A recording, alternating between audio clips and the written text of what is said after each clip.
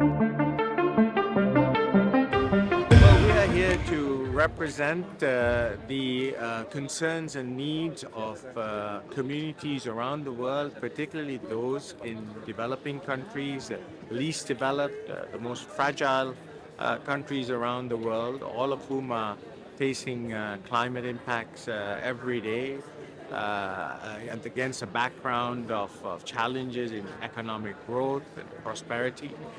We at the United Nations Capital Development Fund are trying our best to support them to unlock finance for development.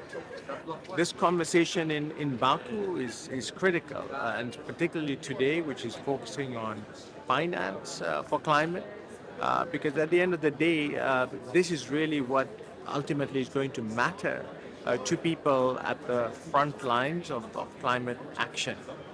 The need to unlock financing at a scale and a speed that makes it very relevant and real for them to take tangible action on the ground. Imagine if you are a poor farmer um, in a southern African country or where I come from in Sri Lanka, and you are faced with incredible challenges in responding to Mother Nature, where rainfall is not as it used to be.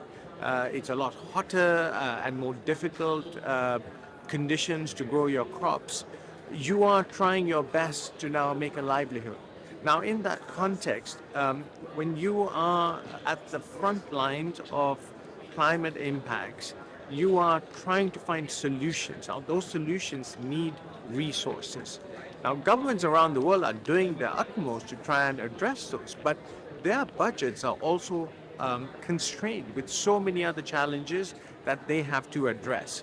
So we are here today to try and see what we can do as a global community to unlock resources, both from the public sector, but more importantly, from the private sector, to try and see how we can help those farmers on the ground to not just improve their productivity, but ultimately create wealth that makes all of us ultimately better off.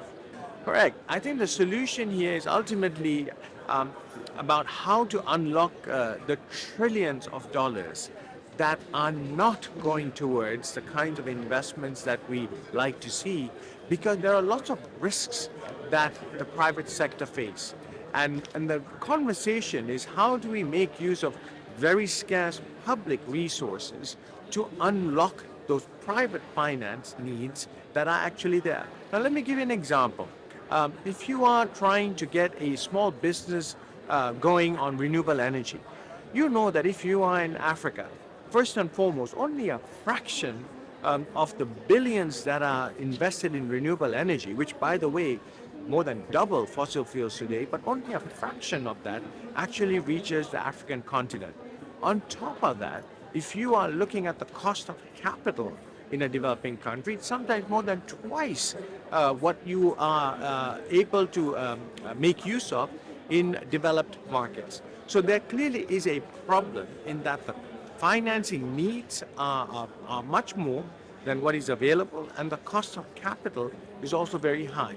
So what we're trying to do is to essentially make use of our financial instruments, including guarantees, to de-risk, to make the cost of capital lower in those countries that are struggling to direct investment towards critical sustainable development outcomes. Example of where we have unlocked and where we're trying to unlock finance for development is actually in Kenya.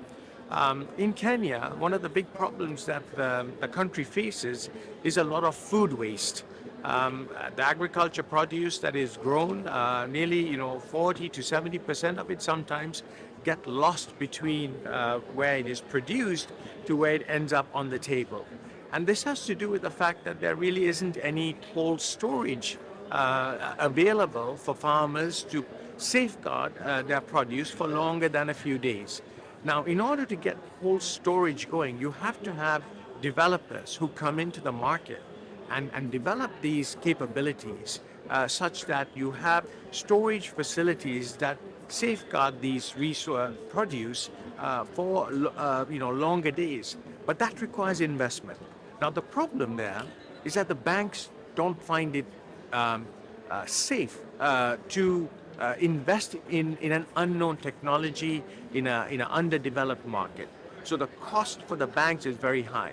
Now, how do you change that? You change that by deploying what is called a guarantee, where we come in as a United Nations Capital Development Fund and we provide a guarantee to the bank that provides them with the assurance that they should find it comfortable to lend to what is deemed as risky investments. In the event that something goes wrong, our guarantee will step in.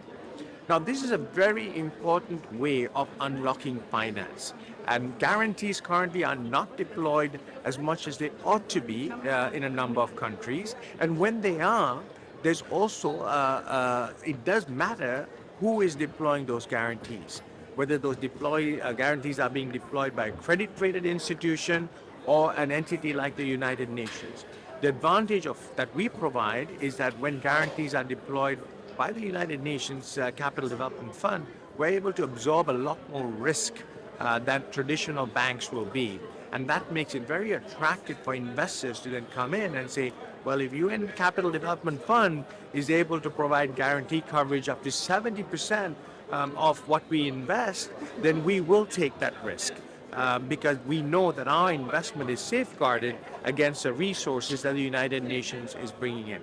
So this is a very clever way of unlocking private investment in difficult early stage frontier markets. And frankly, if we do not do this, it is going to be impossible to try and crowd in the investment at scale that we need.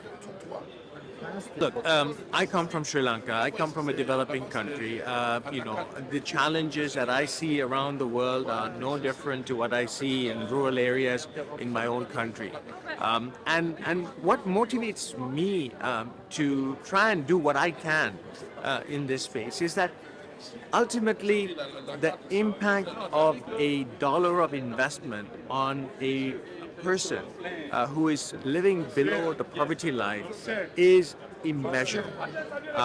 The change in his or her life that one can make by investing in their livelihoods not only improves their personal well-being, but it has such knock-on effects across their entire community, which ultimately helps uplift, nations. We see this every day. Our investments that we made in places like Cambodia, in Comoros, in Tuvalu, have had such profound changes on people's life that it doesn't take a lot to do that. And the United Nations Capital Development Fund is trying to do its best to support the entire UN development system, as well as financial institutions around the world, to gather around this, because ultimately we all share one world. We are all together in this, and it is collectively that we will emerge and embrace this new, better world that is in front of us.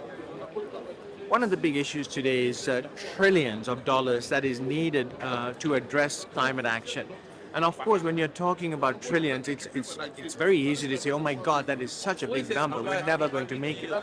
But remember, the global economy is in the order of hundreds of trillions of dollars. Right? We're about a $200 trillion economy, perhaps even more if you count assets under management. Now, the issue here is that we have to figure out ways, and we know how to do it, to unlock that trillion. And to unlock that trillion, you don't need trillions to unlock trillions. You actually need a fraction of that to essentially create enough of confidence in markets such that investors are able to crowd in. So even with a $10 million guarantee, you could be looking at unlocking around $150, $200 million of investment simply because you have that $10 million guarantee in place. So unlocking the trillions actually means making smart use of public money, but also the first tranche of private investment that comes in, because you have your baseline public investment in place that then makes it conducive for others to come in. That together with the policy de-risking, the regulatory reforms that need to be done, the capacities that need to be developed, that is the way in which we get to answering the trillion-dollar question that everybody here is talking about to ensure that climate action happens at a pace and scale that is material. Now, this is where a guarantee instrument would be incredibly powerful. In fact, in Zimbabwe, we have an initiative supported by the UN Capital Development Fund, where we have provided resources to a local bank, and they have used those resources to set up a special purpose vehicle, because our resources have been used as a first loss guarantee, and that has attracted more than 5 times that amount from pension funds. And that money that has now been crowded in by pension funds is being used to seed renewable energy companies in Zimbabwe who are providing power, clean energy to smallholder farmers. So these sorts of examples are indicative that the impossible can be done. We just have to be very smart and clever in terms of where we deploy very scarce public investment to catalyze and trigger the larger amounts of private finance that is available, and that indeed is also looking for SDG compliant investment opportunities around the world.